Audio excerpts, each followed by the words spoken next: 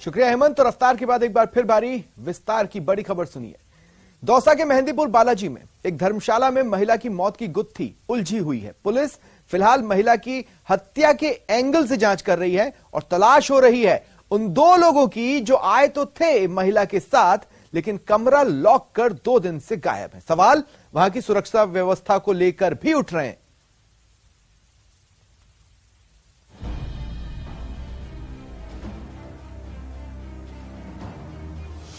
आस्था के शहर में अपराध, महिला की हत्या, 2 साथी फरार।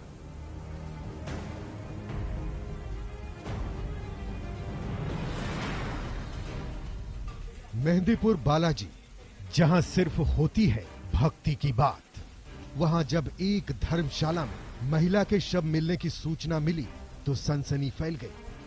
आज करीब 9:15 बजे करीब धर्मशाला ने इतना दी कि एक रूम बंद है, उसमें कोई अज्ञात आदमी मतलब लेटा हुआ है। इस पर पुलिस पहुंची, रूम खुलवाया तो एक महिला अर्धनगर संस्था मिली उसमें, जिसके बारे में जानकारी की गई। तो 2 महिला और एक जेंट्स ने यहाँ रूम बुक कराया था 2 तारीख को। मेहंदीपुर बालाजी मंदिर में दर्शन के नाम पर इस महिला की कत्ल की गुत्थी उलझती दिख रही है। दरअसल 2 महिला और 1 पुरुष 2 जनवरी को मेहंदीपुर बालाजी धाम आए थे और ठहरने के धर्मशाला में रूम लिया था। तीनों ने मिलकर कस्बे की मुल्खराज धर्मशाला में 250 रुपए में 13 नंबर रूम लिया। मृतक महिला की उम्र करीब 35 वर्ष बताई जा रही है, जो अर्धनग्न अवस्था में मृत पड़ी हुई मिली।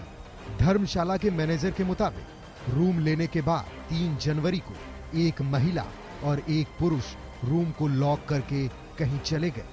इस दौरान दूसरी महिला उनके साथ नहीं थी, लेकिन 2 दिन बाद रूम के बाहर बदबू आने से मैनेजर को किसी अनहोनी का शक हुआ। मैनेजर ने पुलिस को सूचना दी। तो आपको इस घटनाक्रम के बारे में कब जानकारी मिली? मेरे को आज मिली है। कितने बजे? ये मेरे को ऐसा 3 बजे मिल गई, पर अब 3 बजे मैंने खरा बाजार गया से। अच्छा, ये महिला है जो मृत मिली है, उसका बारे में कब पता चला आपको? अभी पता चला है। आपको कैसे पता चला इसके बारे में? गेट लगे मिले तो मैंने भैम आगा तो फिर हम दिया इंचार्ज साहब को, आ गए आके देखी। और वो 2 लोग जो महिला और जो जेंट्स थे इनके साथ में, वो कहाँ चले गए? बता के नहीं गए हमको। बता के नहीं गए आपको? आपके सूचना करने के बाद पुलिस आ गई मौके पे? बिल्कुल। प्राथमिकी जांच में महिला का शव 2 से 3 दिन पुराना लग रहा है और महिला के गले पर निशान भी दिख रहा है। पुलिस की जांच जारी है, लेकिन मेहंदीपुर बालाजी जैसे आस्था के केंद्र में अपराध की इस घटना से न सिर्फ लोग सकते में हैं, बल्कि कई गंभीर सवाल उठ रहे हैं। क्या दौसा के धर्मशाला भी अब सुरक्षित नहीं? 2 दिन तक कर्मचारियों ने कमरा क्यों नहीं खोला? सवाल है कि क्या बिना जांच के ही कमरा दे दिया गया था? धर्मशाला में महिला के शव का सच क्या है? ये हत्या है या आत्महत्या या फिर प्राकृतिक मृत्यु? अगर ये आत्महत्या है तो साथी फरार क्यों? सवाल ये भी है कि अगर आत्महत्या है तो शव अर्धनग्न क्यों? जांच के दौरान महिला के गले पर निशान मिले हैं। ऐसे में पुलिस इसे फिलहाल मर्डर ही मान रही है।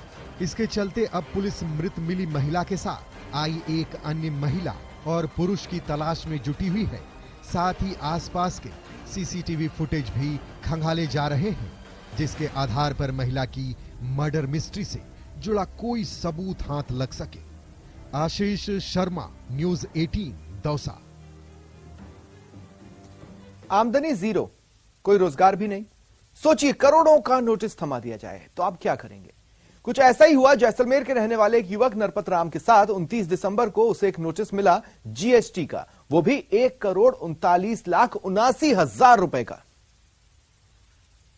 क्या ऐसा हो सकता है कि आप बहुत बड़ा व्यापार करते हो और आपको ही ये बात पता नहीं हो?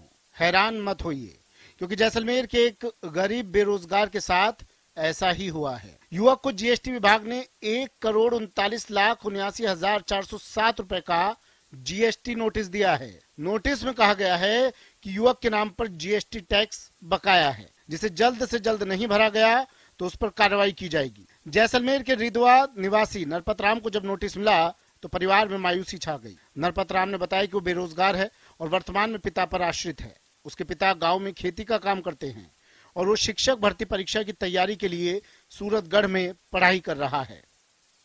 सी से पता किया तो सी ने बोला कि आपके नाम से दिल्ली में कोई फर्जी फर्म चल रही है, वहाँ पे आपके 1,39,00,000 और 79,407 रुपये का वो GST आपको वहाँ भरना पड़ेगा और 9 तारीख को आपको दिल्ली जाना पड़ेगा और आपके पैन कार्ड पे फर्जी वहाँ फर्म चल रही है। जालोर जिले के सांचौर क्षेत्र से गुजरने वाली भारतमाला हाईवे निर्माण को लेकर प्रोजेक्ट पर काम करने वाली MKC कंपनी के करोड़ों रुपए के गड़बड़झाले का खुलासा हुआ है। MKC कंपनी ने खनन विभाग को करीब 10 करोड़ से अधिक रुपए का नुकसान पहुंचाने का खुलासा सामने आया। कंपनी ने विभाग से 29,57,000 मैट्रिक टन की STP लेकर करीब 1 करोड़ मैट्रिक टन से अधिक मिट्टी चोरी करने का मामला है। सरकारी जमीनों पर नियमानुसार 3 मीटर की खुदाई की जा सकती है, लेकिन इस कंपनी ने 50 फीट से अधिक खुदाई कर जमीन का स्वरूप बदल दिया। लेकिन सरकारी जमीनों पर अवैध रूप से भी खनन होने के बावजूद विभाग चुप्पी साधे हुए है।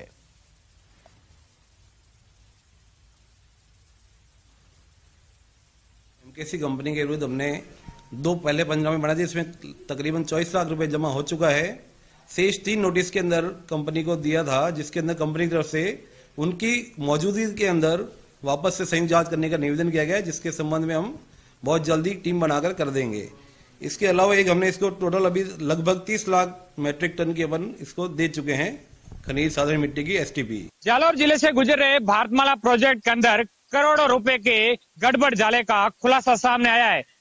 जालौर के सांचौर क्षेत्र से 27 किलोमीटर के अंदर काम करने वाली MKC कंपनी ने जालौर खनन विभाग को करीब 10 करोड़ रुपए का नुकसान पहुंचाया है। MKC कंपनी की ओर से जालौर खनन विभाग से महज 29,57,000 मैट्रिक टन की STP लेकर के करीबन 1 करोड़ से अधिक मैट्रिक टन रेती की चोरी कर ली गई है। इतना ही नहीं, पूरे मामले की जानकारी मिलने पर जालौर खनन विभाग की ओर से 5 नोटिस थमाए गए और जिसके अंदर 1 करोड़ 67 लाख रुपए की पेनल्टी भी लगाई गई। लेकिन इस कंपनी ने अपनी राजनीतिक असूख के चलते महज 24 लाख रुपए के करीब ही खनन विभाग को पेनल्टी जमा करवाई और बकाया अभी तक जमा नहीं करवाई। इतना ही नहीं, महज 3 मीटर की STP लेने के बावजूद भी 50 फीट से गहरी खाइयों खोद करके सरकारी जमीनों को खड्डों में तब्दील कर दिया गया है। वहीं सांचौर क्षेत्र के कई गांवों के अंदर बिना STP अवैध रूप से खनन भी किया जा रहा है, जिससे 50 फीट से गहरी लगातार खुदाई के चलते आए दिन अब हादसे भी हो रहे हैं। ऐसे पर्यावरण को भी भारी नुकसान पहुंचाया जा रहा है। श्याम बिश्नोई, न्यूज़ 18 जालौर। और चलिए वक्त है एक ब्रेक का। ब्रेक के बाद दिखाएंगे तस्वीरें जो कश्मीर नहीं राजस्थान है।